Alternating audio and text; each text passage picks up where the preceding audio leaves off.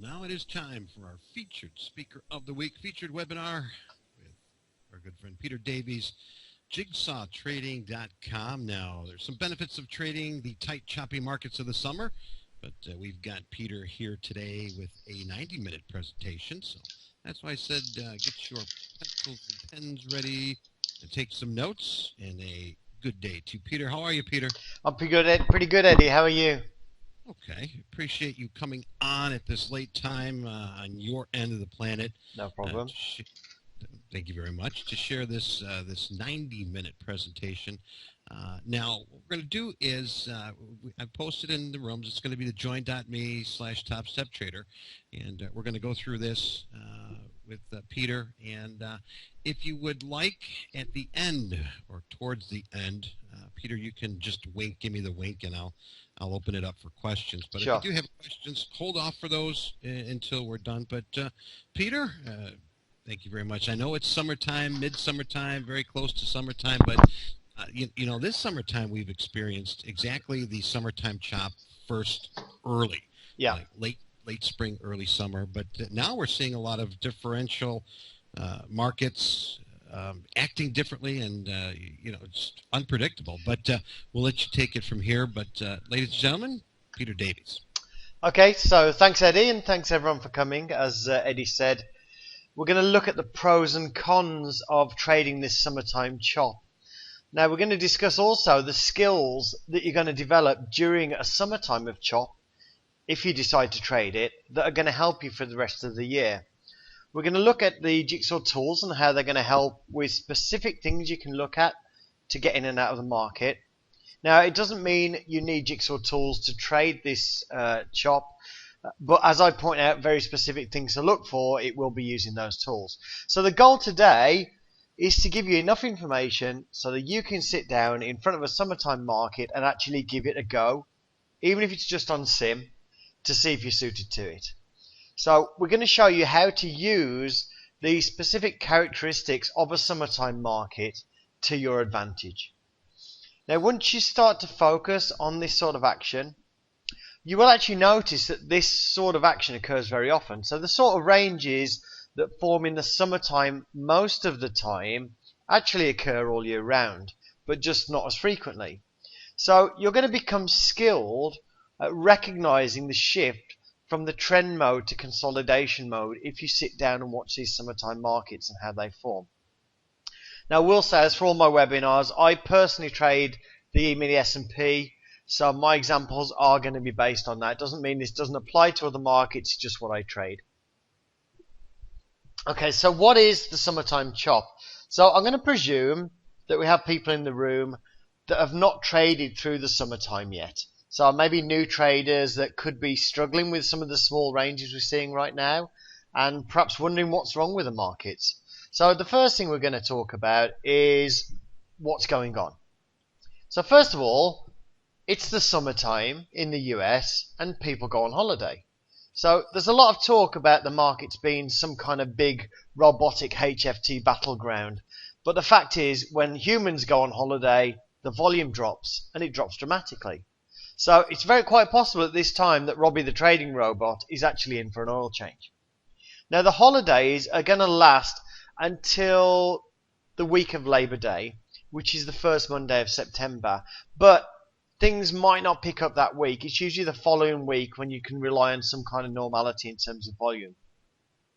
Now, as we've discussed in previous webinars we've done on Top Step, for markets to move, market orders must eat through limit orders. So we've also discussed the fact that the amount of liquidity or limit orders in the market is the primary driver of the personality of that market. And liquidity has got an inverse relationship with volatility. So if the liquidity in a market drops by 50%, then it will absolutely be more volatile. Also, if those liquidity eating market orders drop significantly, there's going to be less eating of limit orders, and therefore there will be less volatility. And that's exactly what's occurring in the summertime. The volume goes down, and interestingly, a lot of the time, the liquidity itself remains the same or increases. So you actually have more limit orders in the market and less volume. And that combination causes the very tight trading ranges that you can see lasting all day. Now, if that terminology confuses you, go back and have a look at the earlier webinars we did on Top Step, and it goes through all the liquidity, the volatility, and it's I think it was called Introduction to Order Flow, the webinar we did. So basically, the markets are going to be really slow, painfully slow. With lower volatility, the market's obviously going to give up fewer ticks. There is less opportunity there. Now, we have experienced some of this chop already this year. If we look at last week and early this week, okay, but also early in July too. So since July, we've actually been up and down volatility-wise. And it has to be said, so far, we've actually had it really, really good this summer in terms of volatility. Okay, partly we can thank the situation in Ukraine for that. Because we keep getting unexpected news releases, and that's kind of helping to keep the volatility up. So if we look at last week, we saw a slowdown at the start of July, but then it picked up. Last week, 12th to 17th of August, it was slow until Friday, when out of the blue, we got news that Ukraine had attacked Russia, and then we got the volatility again. This week, Monday and Tuesday was slow. Yesterday morning was slow, then we had the FOMC in the afternoon, volatility came in. So we're going to see more chop through early to mid-September, but at any time we can still see a news-driven break, kind of just to keep it interesting. And this is typical of the sort of action we can expect. So this is the 7th of July 2014, 10:30 a.m. We're 1 hour into trading. Now we've had a push down from the open, and then we've gone sideways for 30 minutes. Now, if you look over on the volume profile, look at the volume traded at each price here. This is excessive at each level. So we can see a lot of volume traded over very few prices. Liquidity itself isn't low. If we look at the limit orders here, we've got plenty of limit orders. And just by the size of each trade at each price, we can see that those limit orders are not pulling out of the way. They're actually absorbing the buying and selling, hence all the volume at these prices. So if the liquidity was lower, if we didn't have those limit orders there, we would actually see a lot more volatility, less contracts traded per price. Okay. Now this small range here played out for about 30 minutes, and as you can see from the chart, it hit the extremes of that range a number of times. So there's 8 hits of the extremes on the 600 tick chart, which translates into 16 opportunities you could have taken a point out of the market. Now, of course, if you were sitting down watching a 15-minute chart and like a 200 EMA, you're probably not going to see any opportunity, and you would most likely be looking at this at a market with no opportunity at all.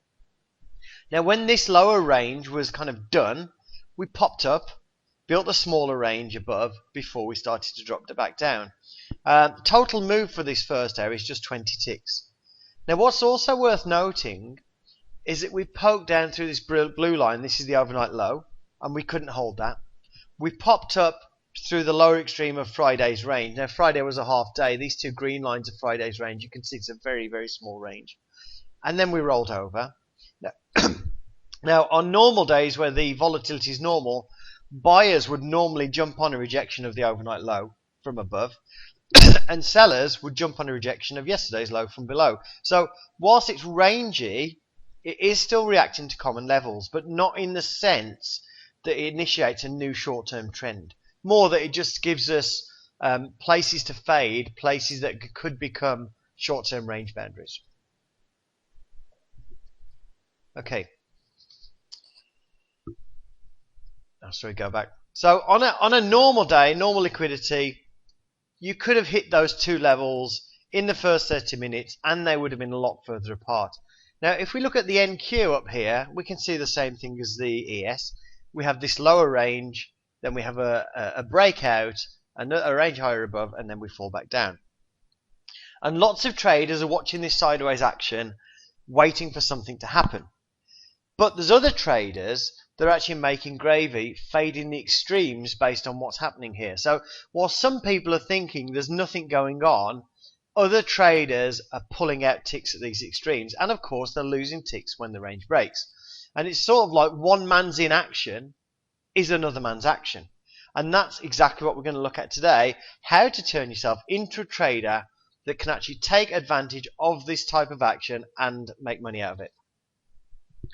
Now, there's some good points and bad points to trading this sort of action.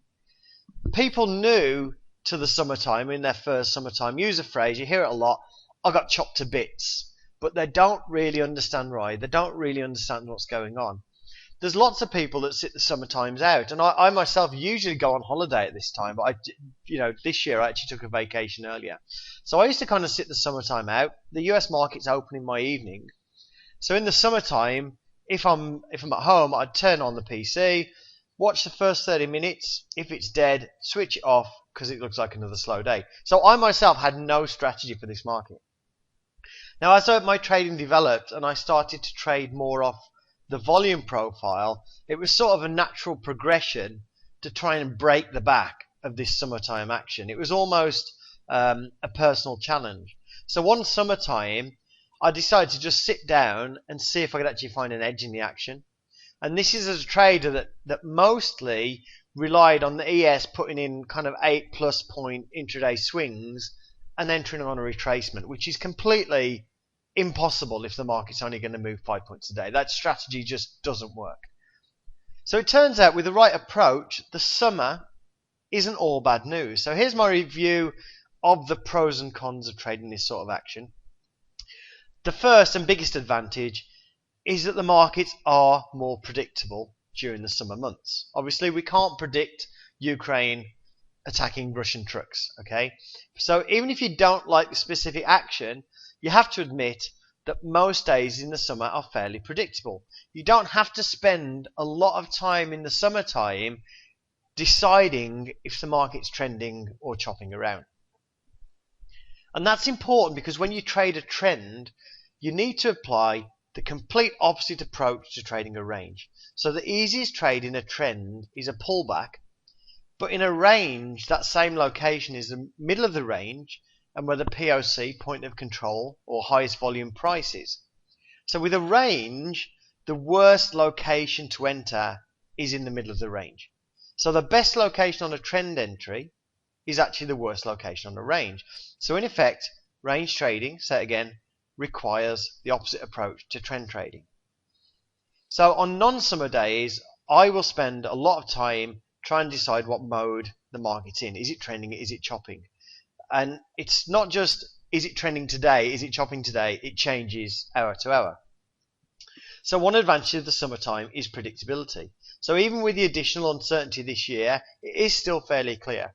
So it's been a case mostly of one extreme or the other without a lot of ambiguity. So if you take a look at Friday the 15th of August, compare it with the days before and following it, you will see a massive difference. And obviously what we won't see on the charts was what came out on the newswire. Now markets do slow down and speed up all the time. So if you learn how to recognize these high volume at price, small volatility ranges and how to trade them, you can trade them anytime they occur during the year. So at Christmas time, for instance. So when everyone else is saying this market is useless, this market is rubbish, you can be carefully picking off ticks. And 2003, for those of you trading 2013, we had some very, very, very painful slowdowns. The market would just slow down to a crawl many, many times in 2013, and yet we could still trade those. So to me, the best reason to give at least one summer a shot at trading, if it's not for you, you'll absolutely find out.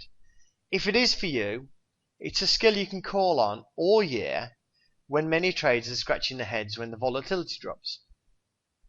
Now another advantage with a slowdown, obviously, if the market's slower, you have more time to make a decision.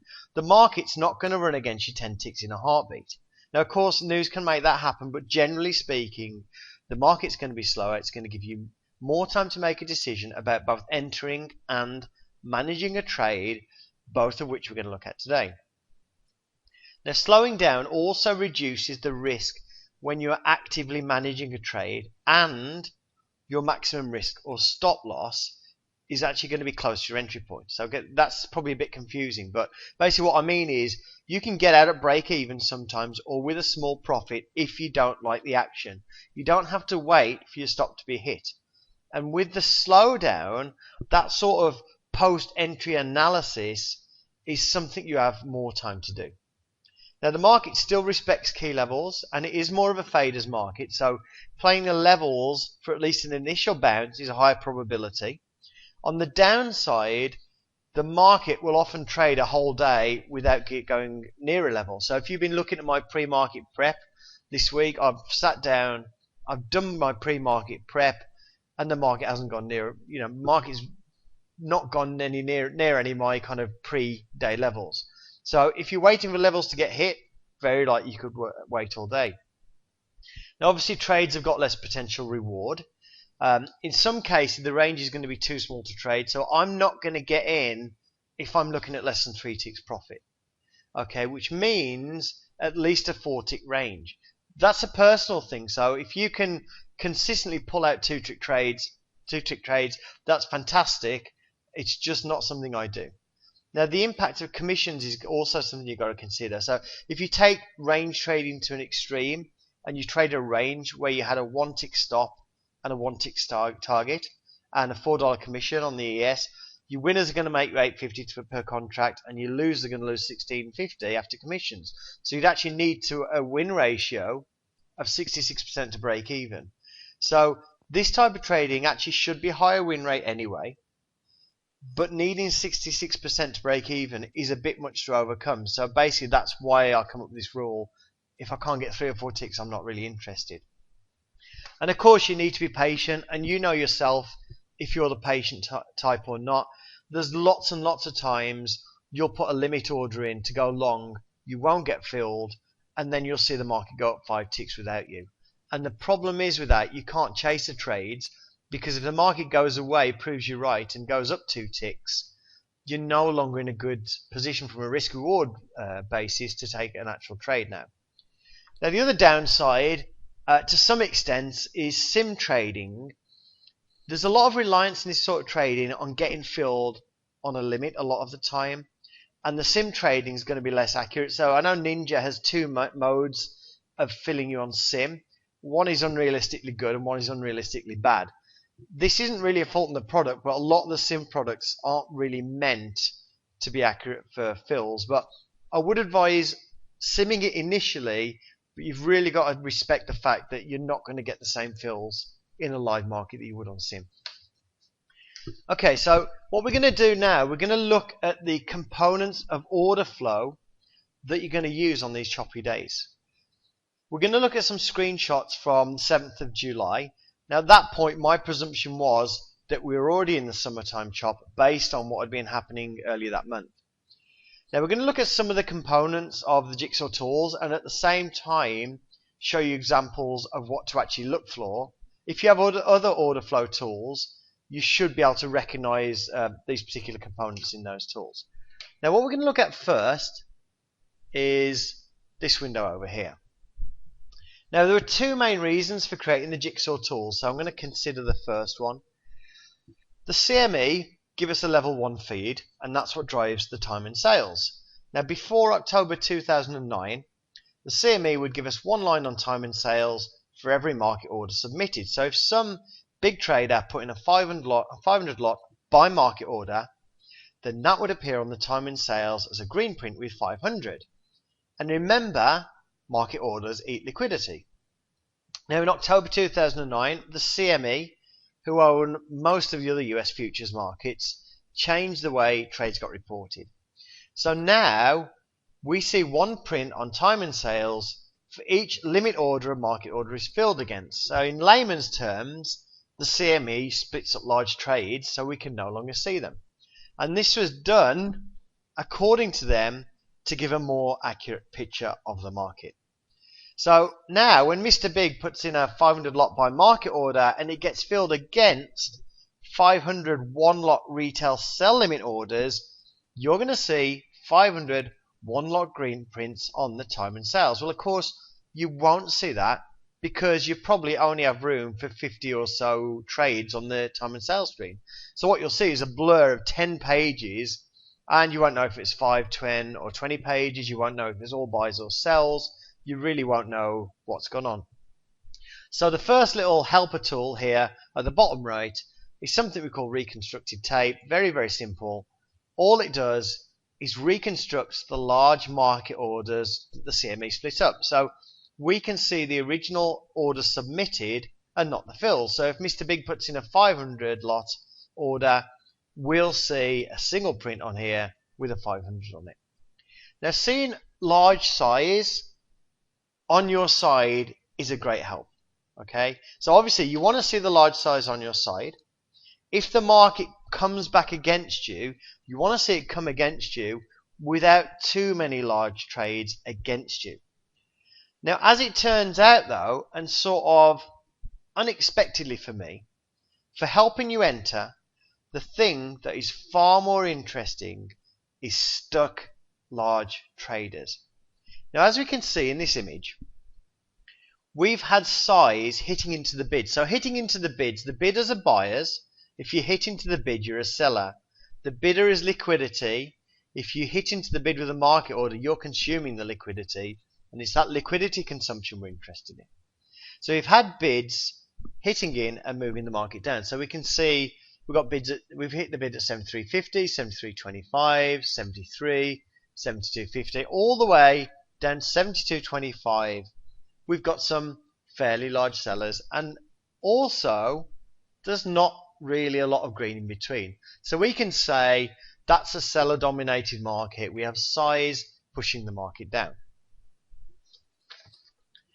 Now at this point, okay, move on. Now we can see, just moving on, is we've got another couple of orders, so 107 and 150 selling into 72. At this point, I'd like to just talk about a piece of conventional wisdom, okay, that everybody knows about trading. And the thing that everybody knows about trading is that all ES traders have 8-tick stops, okay? I know that because I've been told that by lots of traders. There's even a guy that chases me around on my YouTube channel telling me I'm talking nonsense because everybody knows traders have 8-tick stops. So it must be true. But I've also got a friend who trades 500 lots. He has very, very, very, very low commissions, obviously, almost free. He doesn't use 8-tick stops. Okay? He's looking for a tick, a single tick on his trades. Now that's not the game I play. But what we need to consider is that lots and lots of people have got lots and lots of different holding times and trading for lots and lots of different reasons. And we need to understand the behavior of some of the people behind these large trades. So it's not like we can say that every big trade is a short-term scalper that's going to exit quickly if he can't get a fill. But be aware these people exist and they do react, as we all do when things aren't going our way. Which brings us to the point about watching these big guys. We're now 1 minute and 41 seconds into the market. We had a lot of trading at the open, so we can see this size here. This size traded around the open, and the bulls couldn't hold it. We can see 3,689 sold into the bid at 73.25. Okay, we're going to talk more about this later. So the bidders, the buyers, tried to hold it at that point.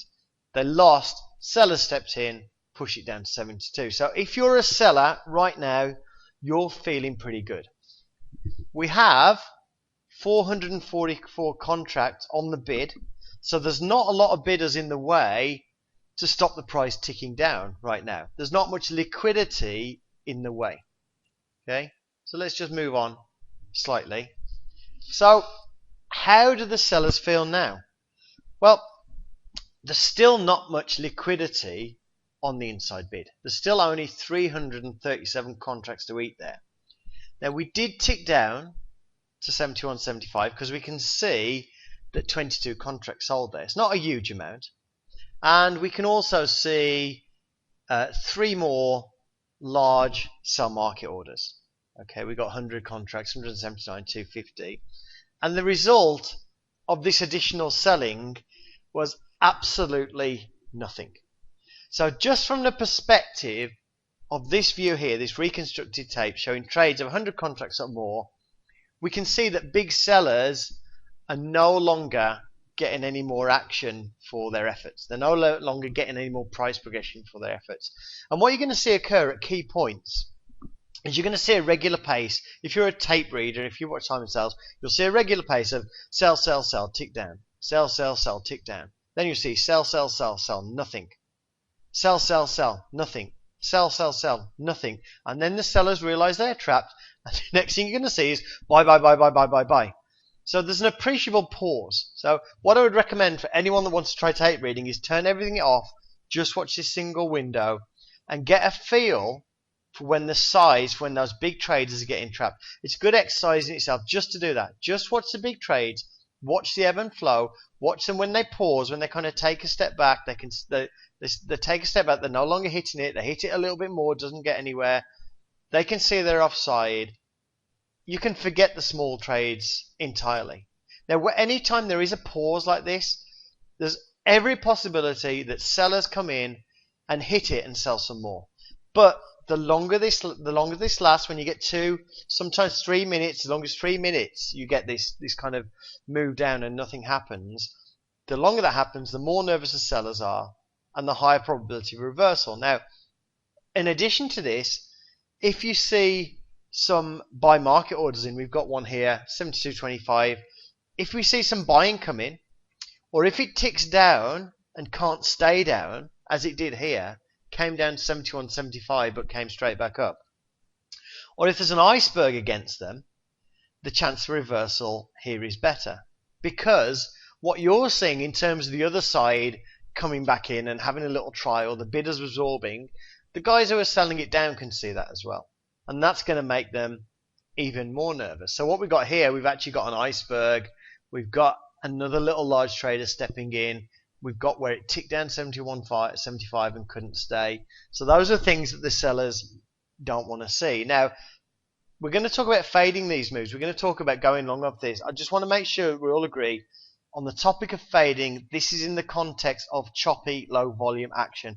So I'm not a fan of trying to catch the high or low of the day. So after an 8-point move down, I wouldn't be looking to fade this. Okay, I'd be looking to fade this kind of action in a pullback. I'd be looking to fade this sort of action in a rangy market. I wouldn't be looking to fade this action if the market's just moved down rapidly 10 points. So anyway, watching larger trades helps us. You want them on your side when you're in a trade, and you want them trapped when you're entering. So that's pretty much what I would use this reconstructed tape for on choppy days. But that isn't the only interesting thing that we can actually see on this screen. Now, before I talk about the other interesting thing, and the thing that's going to help you a lot in range bound markets, let me tell you why this screen here, this kind of crazy one with all the numbers on, why this exists. It's called the depth and sales. Now, when I was learning about order flow, scalping, and how prop traders operated, it became really clear to me that I personally lacked some of the mental skills that these guys had. So it seemed to me that these guys that could sit down in front of and trade off X-Trader Dome or CQG Dome were what I'd call mental acrobats. They had a really good short-term memory for numbers. They could remember what traded at a price 5 prices up 5 minutes ago. They could remember what bids there were at a level 5 minutes ago. They could then figure out whether the bids have gone up or gone down. And the thing is, I couldn't do that. It's just I'm not wired that way. So basically, I designed the layout to get over that need to be a mental acrobat. And these kind of mental acrobatics weren't even about making trading decisions. It was absolutely just about being able to absorb data. So I figured if you took away the need to be a mental acrobat to read the thing, it would level the playing field in terms of being able to use the information to make a decision. So if you look at this screen, first thing you should say, if you've seen X-Trader or CQG Dome or Ninja Dome, you're going to say, how did you make it easy to read when you added more numbers to the screen? Or you might say, there's no way I can read all those numbers at once. And you would be absolutely correct. There is no way you could read all of that at once, and you're not supposed to. So what I'm going to do now is very quickly tell you what's on the screen for those who are new to it, and then we'll go into the details of what we're seeing on the screen. Okay, so what we're going to look at first, these center columns are something we call current trades. Red for sell market orders hitting the bid, blue for buy market orders hitting the offer. Now by current, we mean this time round. So these numbers are not cumulative. If we move away from a price and come back, those numbers are going to reset. Now those numbers you can also reset manually, which is something I've done here. We've got buttons to reset all, reset above, reset below.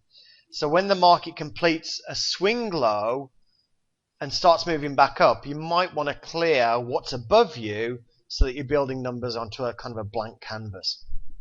So right now we can see 744 buy market orders have hit the offer this time around, and 1801 sell market orders have hit the bid this time around. Now in terms of what to look at, these are the two things that I watch the most. So for me, I watch these columns because they move, and I don't go off and read email or browse the web. I just watch these. I try and stay in touch with the market just by watching something that's actually active all day. It's not like watching a 5-minute chart. You can watch a 5-minute chart. It doesn't move. Okay, it doesn't move. Just watching it, you would kind of lose focus and lose your connection to the market. So I just watch that. It just gives me a connection with the market. As we come into a key area, or something changes in the way these two columns are acting, then I'll take a glance around at the large trades on the reconstructed tape and some of the other columns. So most of the time, all I'm watching are these numbers here. That's me. Other people do different things. The dome is no different from price charts. Lots of people take triggers off different things. But what I never try to do is watch everything at the same time. I already knew, as I say, I wasn't a mental acrobat. Then the next outside set of columns are the bids here in blue and the offers here in red.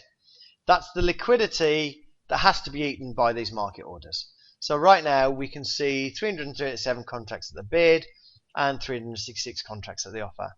Looking down, we can see slightly more bids than offers overall, but at a low of the day, that is to be expected and doesn't mean anything. We can see that some bids are highlighted here because I set bids and offers above 1500 to be highlighted, so it draws my attention to where they are. The next outside set of columns is what we call the snapshot. This shows the total change so far in bids and offers since we last ticked up or down to a new bid offer level. So a positive number like this 1536 here means contracts have been added, and a negative number means contracts have been pulled or subtracted. So we can see 1536 have been added to the bid, 1098 have been added to the inside offer. The other numbers you can see are just insignificant. So I normally filter out changes of less than 100 contracts, and I'm not really interested in the snapshot outside of the first 4 rows. It doesn't matter if somebody's pulling contracts at 70. It doesn't really matter to what's going on in the here and now. Now the next outside set of columns is the total trades at bid and total trades at offer. So it's similar to current trades. It tells you what's trading, although it never resets. It's not current. It's not just this time round. It's since the market opened or since you cleared it. So they just accumulate throughout the day unless you use these buttons here to reset them. Over here we have the price. You can see last traded price is highlighted, and then we have a volume profile. Orange is the value area, yellow is the point of control or POC or highest volume price, and the white is the VWAP. This column here just shows, this column here, the empty column shows order information, the quantity and position in the queue, and finally we have an alert column that you put notes in. So you can see I've got the overnight low. I've put in a line, ONL there. I put LIS for a line in the sand, which is my way of saying it's significant price. We've got the open price, and these X's are used to denote where there was high volume in the overnight session. So that's what's on there, but we said something should be making these nervous sellers. Okay, and I know a lot of you will already see what that is. So what we can see here, the bid is fairly small. On the previous slide, we had 444 contracts on the bid. On this slide, 337 contracts, but 1,801 contracts have sold into that bid. Now that's only possible because 1,536 contracts have been added to the bid. So whilst the sellers have been selling all these contracts into 1972, some bidder has been quietly absorbing all that selling by adding to his bids as people traded into it. Now, when a bidder is doing this and keeping his displayed bid fairly low, so the 337 is what he's kind of showing, there's a chance that somebody's going to put an order in that exceeds that size. So if somebody put in a 400 lot sell market order, it would then tick down to 71.75. Some of those 400s would trade there, but the guy with the iceberg, or the guy, and it's a program that does it, he's not doing it manually, the iceberg would refresh and then suddenly we'd tick back in. So what we can see with these 22 contracts traded, simply a matter of they exceeded the displayed bid, ticked down, traded, and came back up. So this activity is what is known as an iceberg order, a bidder hiding his true intentions, hiding his true size. And the sellers are trapped by this iceberg. The sellers, all these people that sold down all the way to 72, are potentially trapped, I should say, by this iceberg. So this doesn't give you 100% guarantee that that price will hold, but the risk reward on a long trade at this point is very good for a couple of reasons. Now, the first reason this is a good risk reward is because you can actually join the bid. Now, sometimes when they put an iceberg in, they will show 1,500 contracts and just refresh to stay at 1,500.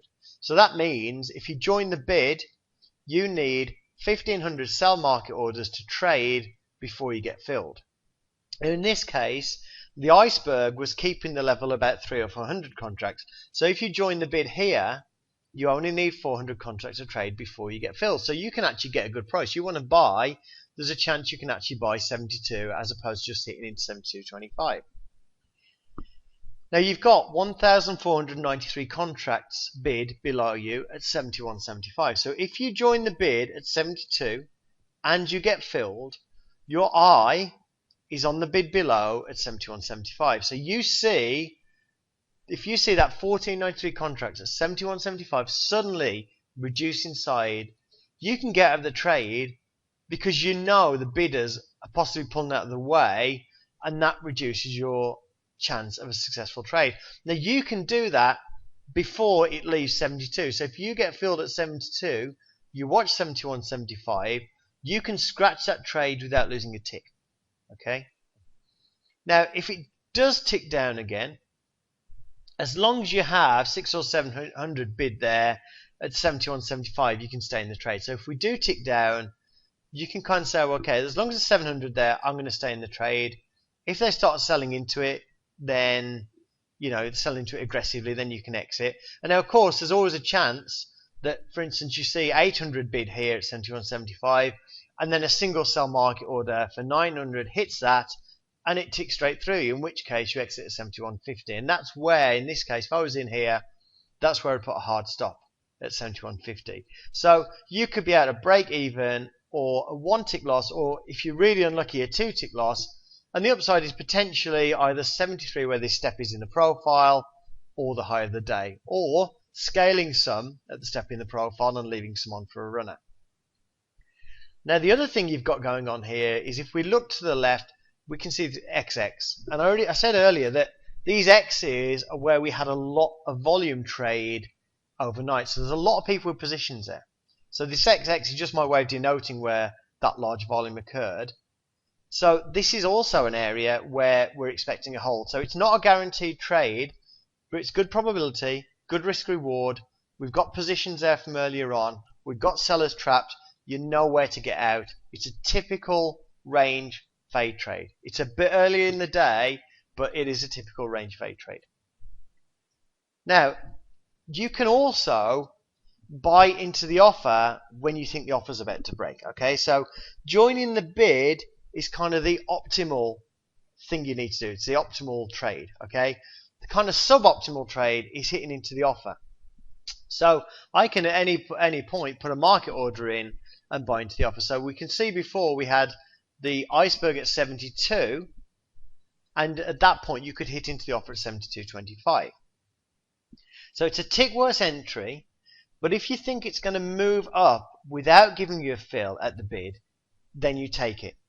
Now, also, if you see the offers start to pull out of the way, then regardless of what occurs at the bid, it's about to tick up. So it doesn't mean it's going to guarantee you stay up, it's just tipping the odds in your favour. So in this case, this entry hit into the offer at 72.25. Now we can see what happened is that as it was at 72, the bid was 72, the offer was 72.25, we could see some large guys hit into 72.25, and that's what initiated the offers pulling out of the way. So in this particular case, these buyers came in and it was like, okay, well that 72.25 is going to break. No point sitting on the bid waiting to get a fill. If I want to take this trade, I'm just going to have to take the offered price. So you buy into the offer price when it's about to break, and then it's going to give you a tick up. You don't buy into it just because you don't think you're going to get a fill on the bid. You buy into it because it looks like it's going to break. Now, at this point though, there's still only 59 contracts on the bid. So it did tick up, and I'm kind of at break even, but I'm at break even with only 59 contracts in the bid. Now, in this case, it did tick down against the entry, but it ticked down, it just couldn't hold on. It ticked down and jumped straight back up. Stay there for a minute, tick down, jump straight back up, stay there for a minute. So there was no real danger after entry on this one, but it did tick against. So you can't just exit the trade just because it ticks against you in this scenario. You want to see it tick against you and trade and hold before you start to panic. Okay, and this is where we got to. So we can see the reaction that we want on the tape. We said we wanted to see size on our side. Okay, so this is 30 seconds later. We've moved up 5 ticks from the entry point because basically some of those short-term sellers bailed out and they helped to drive up the price. So lots of people say, can you tell whether a large trade is somebody initiating or exiting a position? And the answer is no, you can't tell. But when you see sellers trapped at a low like that, and then they stay there for a minute, and then it ticks up against them, and all of a sudden you see buy come in, pretty good chance those buys are actually the sellers bailing out and not new positions. But you never know for sure. So anyway, we've got the large buyers in. We're back up to this step in the profile, just under the open price. Now, for those of you that regularly watch the action around the open price, there's lots of people that don't even think about the open price. You'll know that close to the open time, say the first 45 minutes, sometimes the first hour, the open price is extremely significant. Now, the way I kind of interpret it personally is it does appear that sellers really try and keep it below the open price, especially early on. They don't care about it 3 hours in, right? 15 minutes in, absolutely. The sellers will try and keep it below the open price, and the buyers will try and keep it above. But it also appears that when the buyers do push it above, so in this case, the buyers push it above, at that point, the sellers kind of give up. They kind of take the foot off the gas. They stop defending. And then the buyers can kind of take control. So it's a pivotal price. Now, at this point, I'm not expecting the market to move through the open price immediately. I'm expecting the sellers to kind of do some magic here and kind of keep it down. And there's 2 reasons for that. First of all, we got this big step. This area here where we had this step, 73.25, close to the open. We had a lot of people, 3,689 contracts trading to that. Buyers tried to hold it. Bidders tried to hold it. And they lost. And they bailed. And I'm not expecting them to be so aggressive when it gets up towards the open. So I'm expecting this area to hold, at least initially. Now, one of the hardest parts about range trading is fading yourself. If we look at the early part today, when we looked at the 1 hour picture, we saw there were 16 chances to fade the range, and 8 above and 8 below. There is a lot of people, I know, and I have a problem with it myself to some extent. A lot of people have a hard time going long at the bottom of range and reversing it at the top. It's just kind of like a mental block going from long to short. Lots of people are uncomfortable with it. Nothing wrong at all with playing the range just from one side. Now this reversal trade is somewhat tenuous because there's no order flow confirmation on the entry. But the thing is, what you do have with this step in the profile above and in a range bound market, in a summertime market, you have time to work an exit. And this is a really significant advantage of summertime market. So if buyers continue to hit this, it's still going to take time to get through 73.50. So it's a range bound market. We expect, even if it goes against us, it's not going to do it quickly. But when we've got this volume above, it's going to take time to work its way out. And I should, even then, if it does tick up to 73.50, I might be able to work my way out of it at break even, might be able to work my way out of it at less minus a tick. So right now, we don't have a well-defined range. What we do have is a return to the open in a market that's going to be range bound, in a slow market. We're expecting a range to form. We're not sure where. We're just 3 minutes in, but we're taking a shot at this purely because we have time on our side. Now, as it turned out, we did actually tick down from this point, and then another 600 contracts hit into the offer. We'll see that in a second. We had buying at 73, including a 200 lot trade. So basically what happened is it ticked down, then we saw some size come in, ticked up to 73.25. I saw that and decided to take a break-even scratch by putting in a bid at 73. Again, I saw it move against me. We had 73 bid, 73.25 offered. I didn't exit out of that short with a market order. I put a bid in at 73, taking advantage of having time to get a fill, which annoyed me because then I saw this. So what we can see here is we can see those couple of large buy market orders hitting into 73 after my entry. And you can also see the total trades at the bid at 73 went from just over 1,300 to just over 1,900. You can also see that only 7 contracts hit into 73.25. So that scratch of that trade was absolutely emotional, not logical. When it got to 73.25, nobody wanted to trade it. So that's something to take care of. Again, you have time. When it ticks against you, you can watch to see what happens, see if anyone trades into it. Okay, so what I did there, I let these big guys hit into 73, spook me out. I saw them get the tick up. I just saw 7 contract trade, and I exited the trade. Okay, now overall, what are we looking at here? We're looking at a failure to get through the open from below. We had big buyers up to 73. These have now been followed by big sellers down to 72.75. We have some more big buyers hitting in 72.75, but right now they're not getting anywhere. And what do we see? We see a total of 2,923 contracts hitting into the offer at 72.75. Buyers are trying to push it back up and they're getting trapped. So this 2923 is another iceberg order, but this time it's on the offer side. So it's the offer side absorbing the buying, but keeping their displayed size again fairly small, 358 contracts. So buyers trapped gives you a short entry. Now you've absolutely got a short entry there, but this is not an ideal range trade. Okay. First of all, the range itself is clearer now. We have a kind of a better shape to the volume profile. Okay, and the shape you're looking for on the volume profile is basically a D shape. Okay, tapering at the top.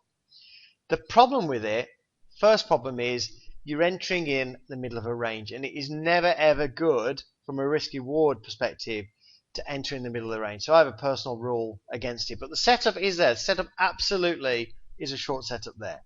So no trade for me personally, but there are some other considerations. Like I said, the range is well formed. It's fat in the middle, but it's only 2 points wide. So if the range is very small, a range extension is likely at some point. So ranges tend to extend before they completely break.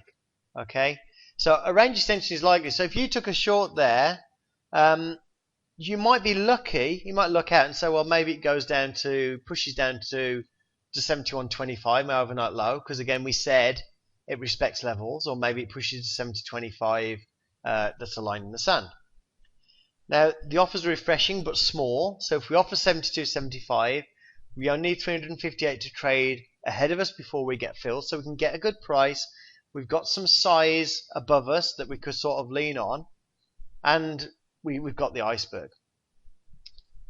And your risk, well, what's your risk here? Well, nobody wanted to trade 73.25, just got 18 contracts overall.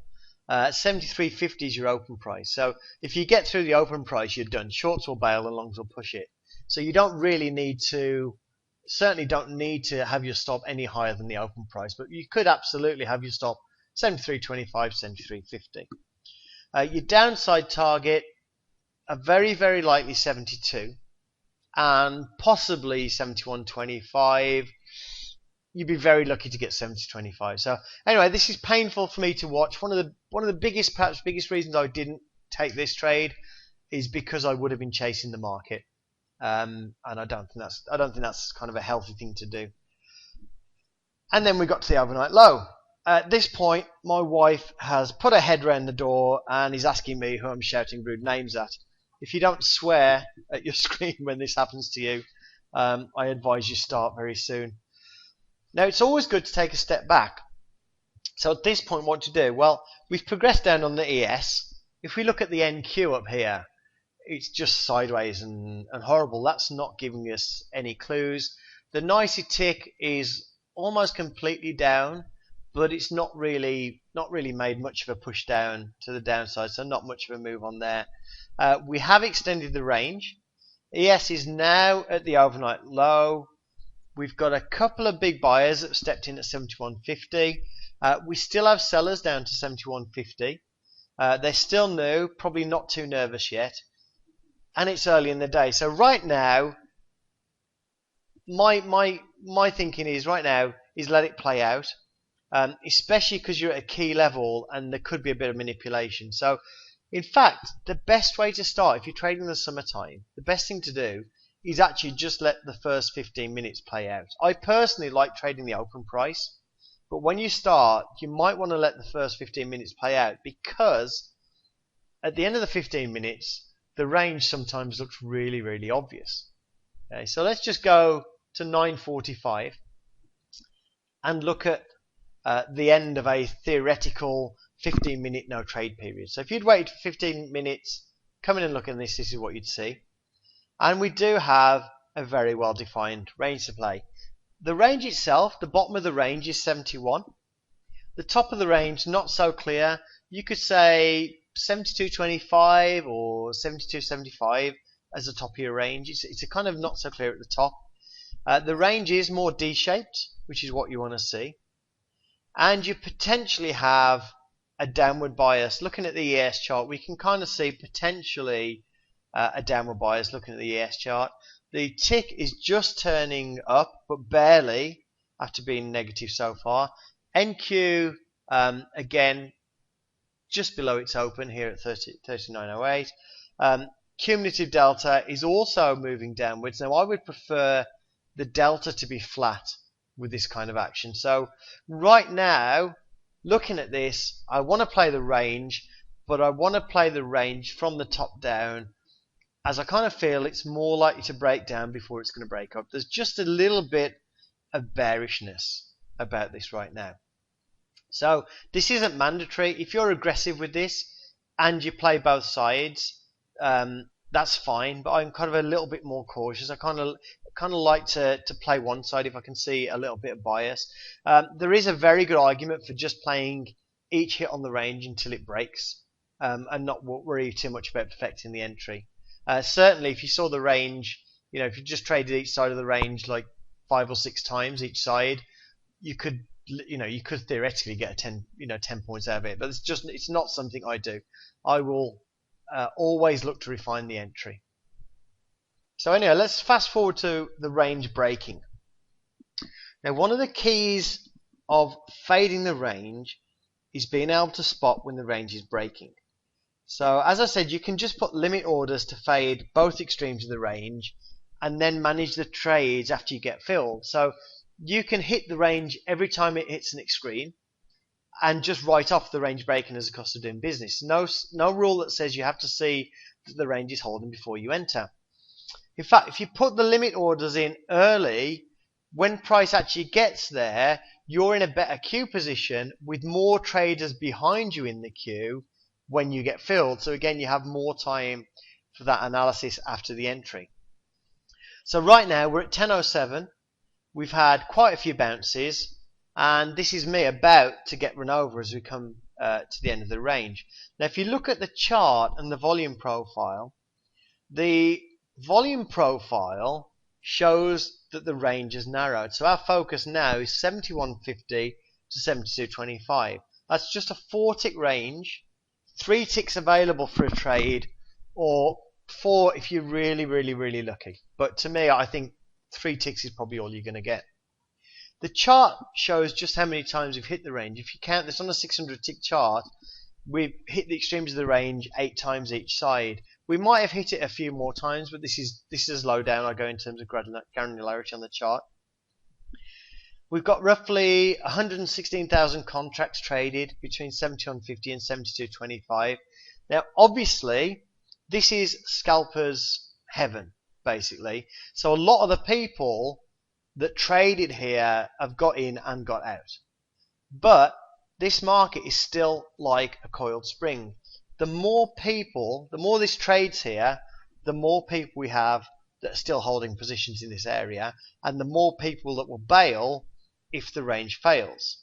Okay, so you have to look at these ranges as sort of a living thing that builds energy like a coiled spring. So on this 8th hit or so, this is absolutely becoming a less probable trade.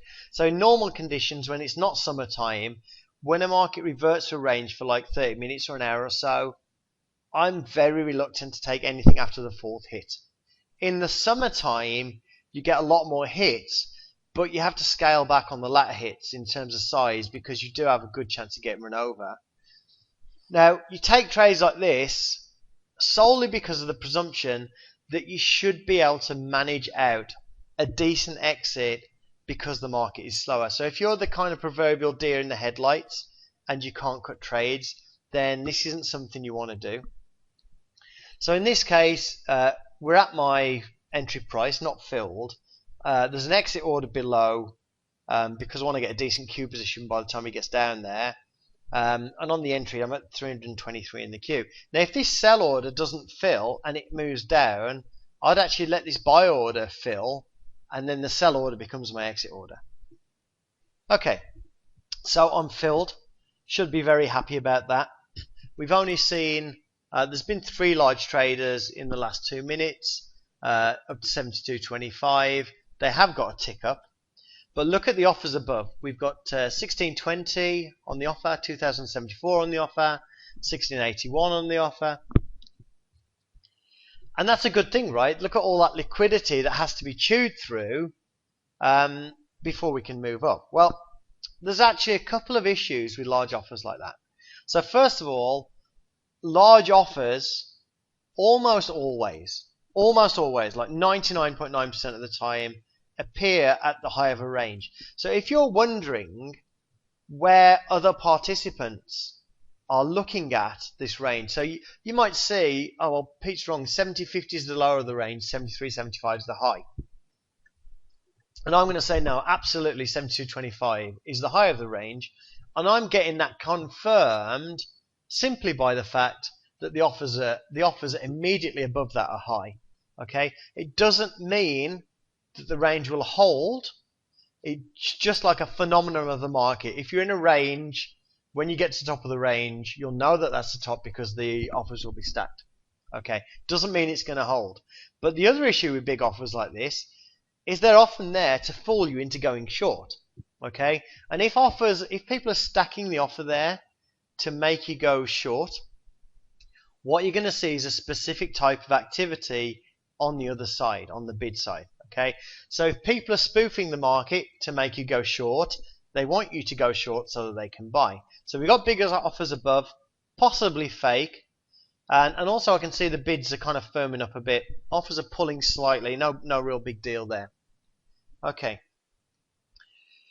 So I've decided that I want to get out. Okay, and we'll go through why in a second. So I can see I've got another big. Oh no, I think that was there before the 201.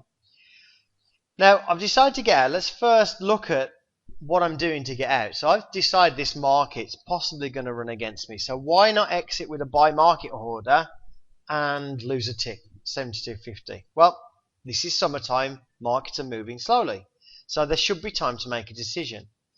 There's offers there, but I still have 869 offered. So there's no reason to think those offers are going to collapse entirely. So I'm hoping more sellers come in and get fooled into selling because of these big offers above. So my fingers on the mouse here, ready to hit out at market against the 72.50 price if this 869 starts to reduce drastically. So again, I'm going to say it many times, with a slow market, you have time to make a decision, you have time to work an exit, time to get at a better price. All those ticks add up. You don't just panic and give up a tick in a slow market because you think the tide's turning against you. So let's have a look what happened. I got a fill. Okay, so in the end, 1,037 contracts traded into the bid at 72.25. Now, what should I do now? Should I kick myself because sellers came in? Look at these: 387, 113, 274. Should I kick myself? Okay, well, if they sell into 72 with size, I'm probably going to kick myself, probably going to break a keyboard. But right now, all we've got that sold into 72 is one lonely little sell market order. So I still see this as a possible attempt at spoofing the sellers into buying. So I've got the stacked offers above. I've got the fact that it's like the 8th attempt at the high. I'm not gonna hold that if I think potentially they're spoofing to break through the top. Okay, so let's have a look what happens. I've just got this one trade at 72, and let's have a look what happened next. So we can see the offers now. The offers are getting out of the way. We've popped up. We've got some more buyers moved in. The offers are now pulling out of the way, and the bids here are firming, following up. Now, when you see these bids here that are firm, they're firm but not silly. Okay, so when you start moving up and you want to look at the bids behind you, yeah, 1,300, 1,400, 1,300, perfect. 2,000, 2,000, 2,000 behind you, not good. Not good. It's spoof. It's fake. It's to fool other people into doing this. So basically, I got spooked out at the top of the range. Saw the offer stacking. Saw them absorbing contract 72.25 or 72, sorry, and the market popped up. Okay.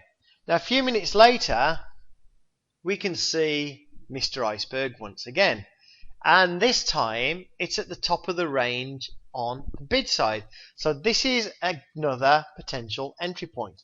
So this is a continuation trade. So this is the bidders trying not to let it get back into the range. So the sellers are still trying to fade the range. Okay, the sellers are saying, okay, that was a head fake, let's go back into the range.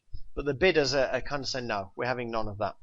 Okay, so look at the large, we got large seller orders into 72.50. All those guys, again, that is just a little bit of temporary energy. A lot of big traders selling into a price and not getting anywhere. Okay, so sellers are getting trapped again. And then we pop up. So there's a pause back at the open price. So we're back to the open price, and there's a pause at the open price. Not a surprise. 1,542 contracts traded into the offer.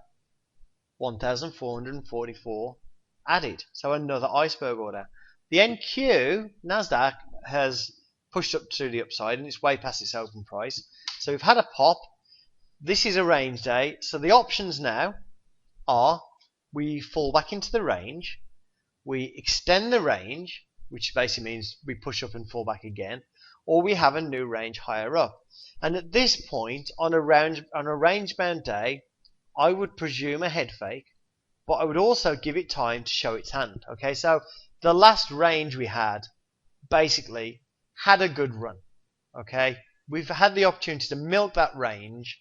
Now it's time to step back. So we know the old range was like a coiled spring.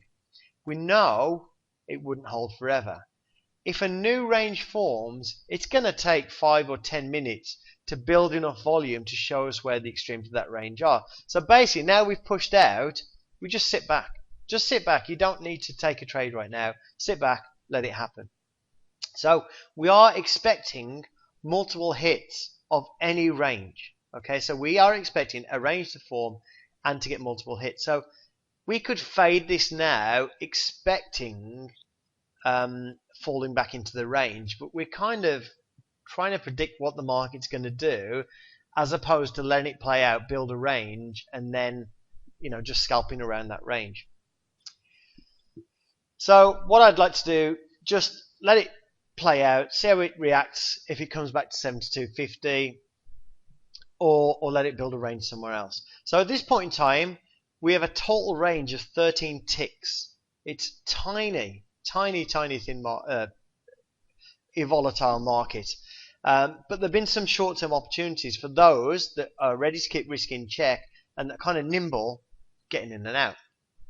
And this is what a typical range day ends up looking like. So this is the 15th of July, top to bottom, just over 4 points. Okay, and that would seem very painful if you're watching a 15-minute chart. Now the first thing you can see here is that the best opportunities, but the least frequent, are for the most patient traders. So we've got this kind of outer range that we did revisit multiple times through the day.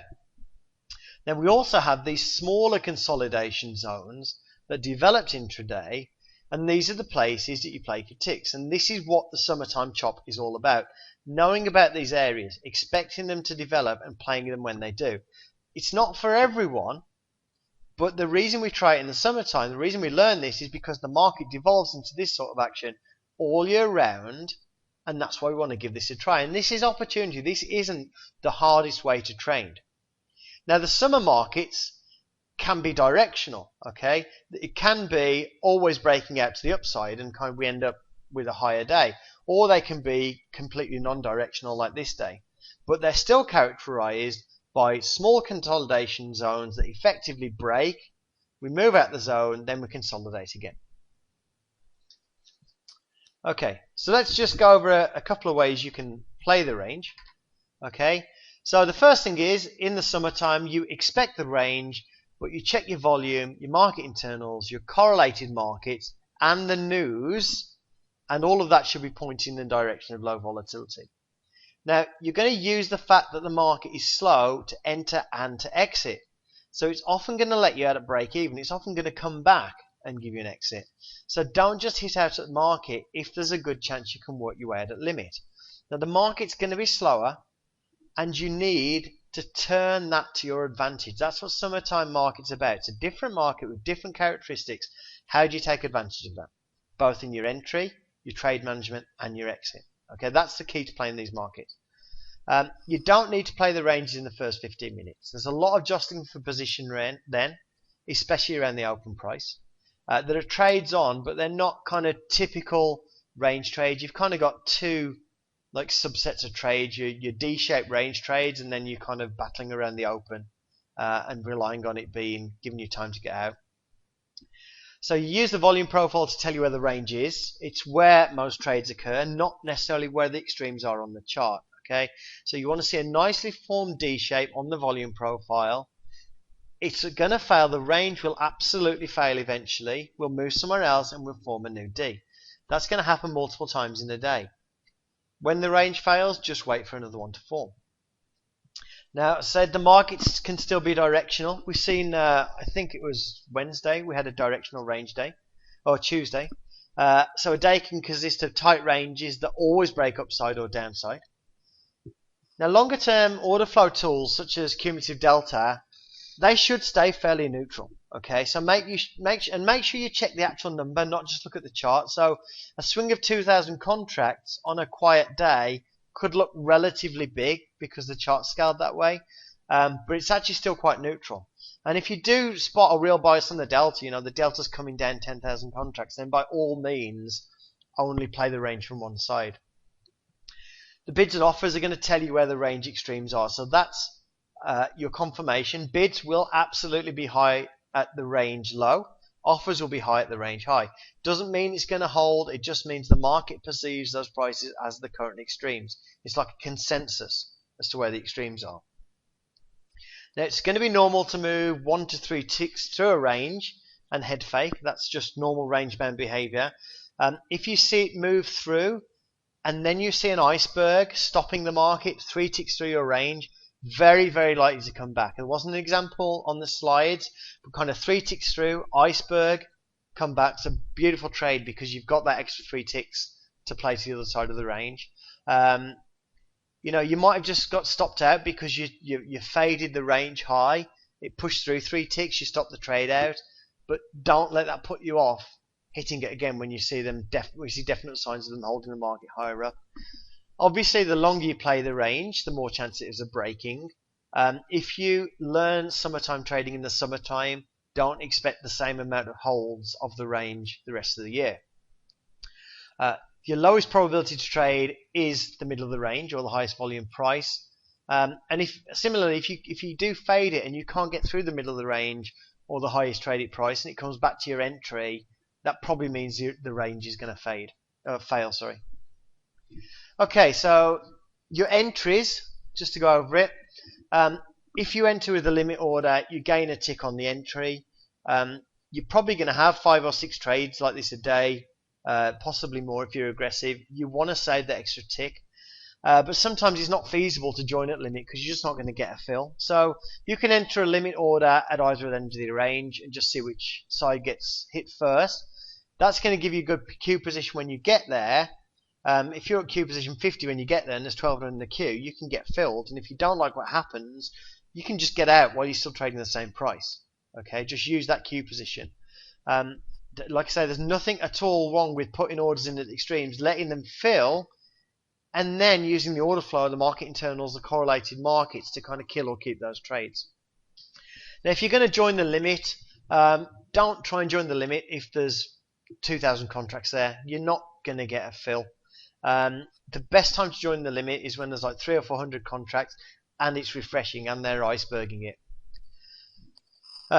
With the market orders, the best time to use a market order in a range is when the bid or the offer you're about to hit looks like it's about to fail. So if you want to go long and you've got a 1,500 contract bid and a 1,500 contract offer, you do not want to hit into the offer. It's not ready yet.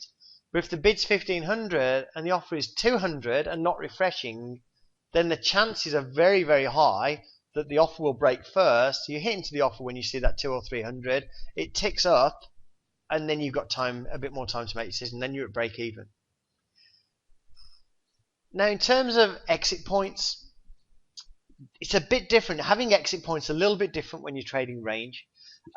If you get long and the bid's 3 levels below, you're all 200 contracts, chances are price is going to move through that pretty quickly. So going long, it doesn't make sense to enter if there's no liquidity below you. Okay, liquidity can be fake, but if it's like 200-300 below you, though, that can break pretty quickly. So in that case, you're better off just letting it break down and getting in at the lower point where there's a decent but not crazy bid below you. And ultimately, you do need a point to exit, and sometimes that's going to be, in the conventional wisdom, worst possible place for a stop. It's going to be below the low of the day or above the high of the day, and common sense says that's where everybody has their stops. Not ideal, but sometimes you're going to be playing the range. Your range is also going to be the range of the day, especially early in the day when you're actually building the first range, and there's really not much you can do about that. But what you don't have to do is you don't have to wait for your stop or your exit point to get hit. So if you've got bids below you and you're long, and they start pulling out of the way and you're still close to your entry price, you can start getting out before it moves against you and before you hit your stop. You don't have to wait for your stop to be hit. Your stop is your worst case scenario. Also, if you're long and other buyers come in but can't move it up, so maybe you see some buying, and it ticks up and then just falls back again, ticks up, falls back again. Again, just exit before it moves against you. Once you're like 3 or 4 ticks on side, you can just let it do what it wants to do.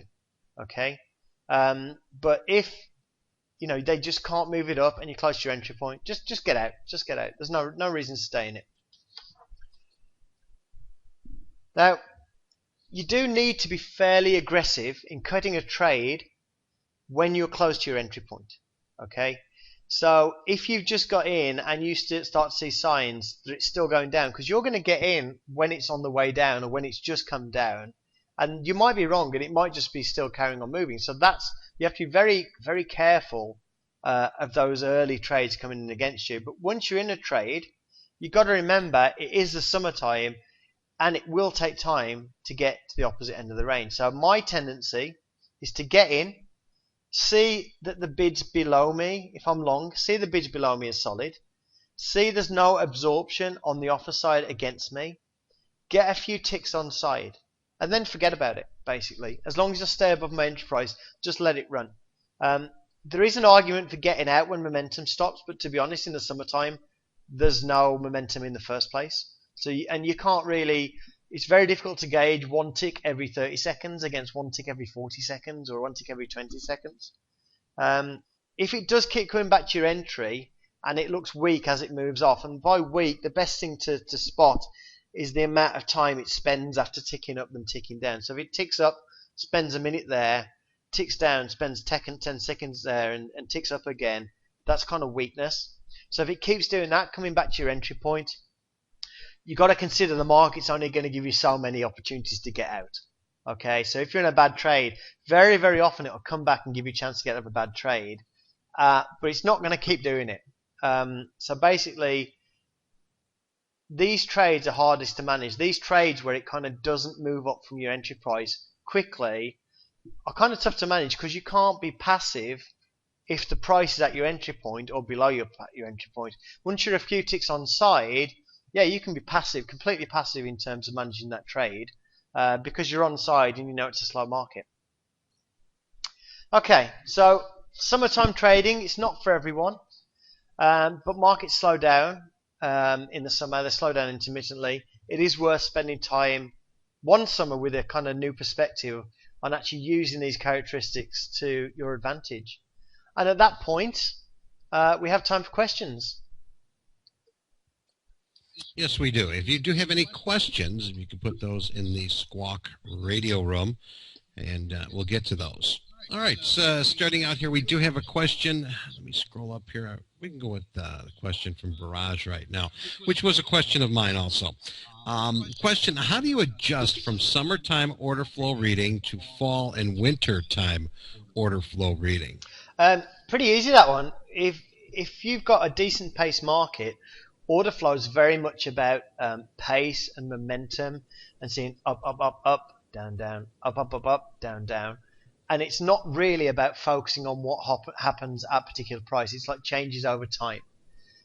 So in a normal market, you're looking for changes over time, whereas when it slows down, you're looking for very focused, specific activity at a particular price. So you don't really care, is it slowing down as it comes to my level? You're just looking at, okay, it's at my level, what's happening? And it might come down to the level below where you thought it would stop. And what you thought would happen is going to happen there. But it's very much more focused on activity at a particular level. All right. Next question.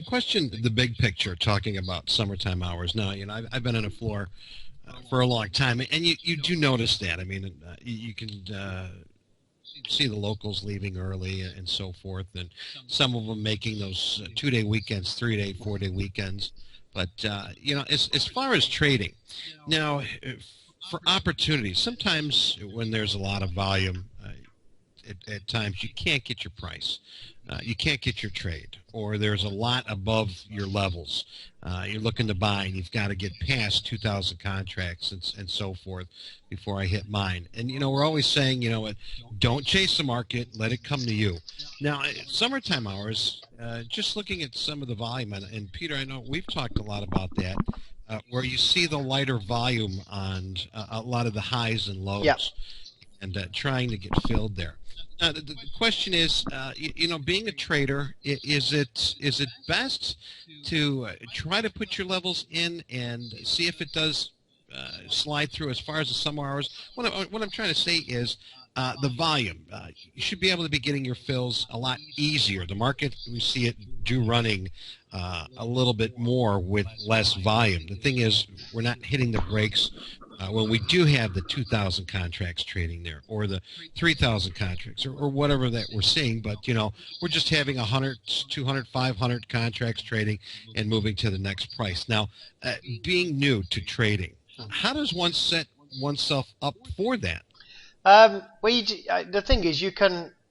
One of the things that most people do is they learn about the summertime and the wintertime by going through a bad experience. Um, my experience with the summertime is you actually get more contracts trading per level. Wintertime, wintertime specifically, Christmas and New Year, it's terrible because New Year, it's like, I don't know if it's a cold, but it seems a lot more slippery. So summertime, thicker, a lot more contract trading per level. Wintertime, the liquidity disappears, not just the volume, the liquidity goes, and like it can get pushed around a lot. But I think the only thing you can do, hopefully somebody makes you aware of it, and if not, hopefully you don't get cut up too much seeing it for the first time, and then you have to adjust whatever, and it really comes down to how you trade in the first place as to how you make an adjustment, basically. All right, thanks, Pete. Another question, Viraj here. Now remember, if you got a question, put it in the Squawk Radio room here. That goes for our guests. We've got a lot of guests here. And please do not hold back. If you need to know something, just post it here in the Squawk Radio room. Next question. We've got Viraj here again. Question. Do you find order flow helpful for a market like Eurodollar futures? And not much movement there, but lots of size. Yeah, Eurodollar, Euro stocks. It's just a slightly different game. It's like the US Treasuries. It's a slightly different game. A few different things going on. But yeah, absolutely. I mean, I don't trade the really, really thick markets because I think I'd go crazy if I spent all year doing it. But I kind of like the little ranges that come in. But yeah, you can use order flow. In fact, the Treasuries markets, it's almost exclusively people trading off the dome. So the way I see it is, if your market is more volatile, charts help a little bit more because you can see all the different inflection points that have occurred through the day. So if you look at crude, you can see where all the swings have occurred, and those are always potentially points of interest as we come back to them. With stuff like the US Treasuries, the Euro stocks, there's like one swing for the day, and so the charts don't help, and it's really a pure order flow market. All right, thank you, Peter. Moneypenny's got a question. Have you ever tried? Have you ever traded EMD futures, and is there slippage? I've never traded it, I'm afraid, Moneypenny. All right. Next question is Garcata. What does step in the profile mean, and what is its significance? Okay, step in the profile is basically the volume profile, and that's the number of contracts that have traded at each price for the session. It's significant when I've got 20,000 contracts at one price, and then the price below it I've got 3,000 contracts, because obviously a lot of people positioned 20,000 in that where that 20,000 contracts is, and if it breaks down, then they're going to actually move out of position. And also, when I've got like a range of prices, 4 or 5 prices with like the 20,000 contracts, it tends to rotate around that area. It tends to just say it's like we're like trading in this area, and it will trade around that area. So that's the significance. All right. Next question is from Jason. Where's the tape reading tool that you use that looks like a blue and red tape fighting each other?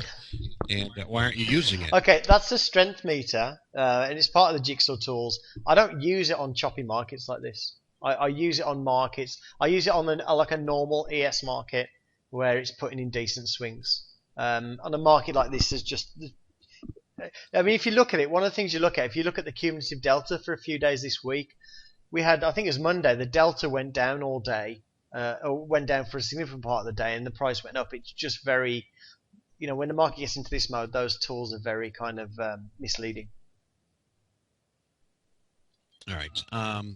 Sarah, Carcata has got a question. Do you put the range lines on your chart manually, or you use an indicator to calculate? Far too lazy for that. There's a indicator called Price Action Swing on the Big Mike Trading Forum. You can go and download that for free there. All right, Najib has a question. Peter, great talk as always. Can you talk about the unique way to trade thin markets like crude? Is there any tactics you know of that would apply to crude or any other thin markets versus ES?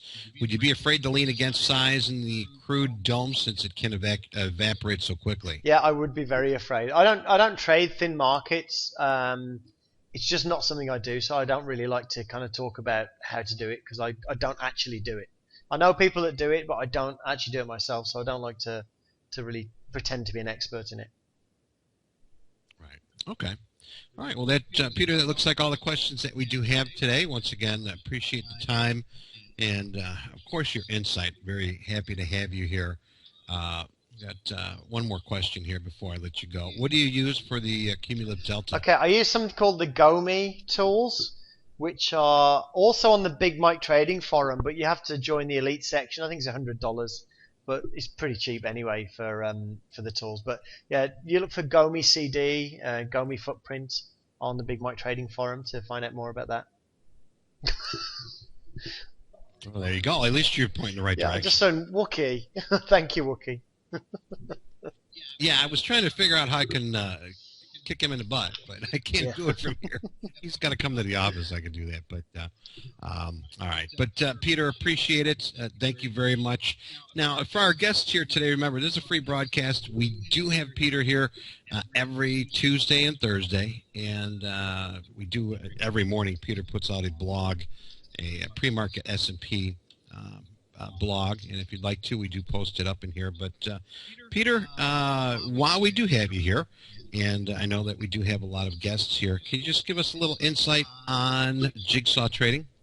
Yeah, basically we're just a small company that sells tools that help you to read the order flow. Plugins for Ninja Trader, OEC Trader, which is also known as S5 Trader, and lots of other names, Apex Trader. We do a set of tools. People are welcome to try those tools out. We have a 14-day money-back guarantee if you don't like them. They're not for everybody. But what we also have on our webpage, we have probably the best order flow educational material available, or so I'm told, and that's all free. So if you go to the Jigsaw Trading website and click on Learn to Trade, you'll find the most comprehensive information for trading order flow around. All right, and what I'll do here is we'll post that in the room. So if you'd like to check it out, and there it is. All right, Peter. Well, we'll let you ease on to your evening. I know it's almost midnight. Your chariot's going to turn into a pumpkin. And, yeah, something's going to turn into a pumpkin. well, I tell you, 12 o'clock, you never know what's going to happen. So yeah. Hopefully it's not a full moon by you, but Peter, very nice to have you here once again. We'll catch you tomorrow. We'll talk to you tomorrow, and have a great weekend. And once again, remember the broadcast is free for our guests here from bell to bell. Join us. We have Peter on every Tuesday and Thursday and lots of other good stuff. But Peter, thanks a lot, man. Cheers, Eddie, and thanks everybody for listening. All right. Thank you, sir. Take care, Peter. Okay, bye. Bye-bye.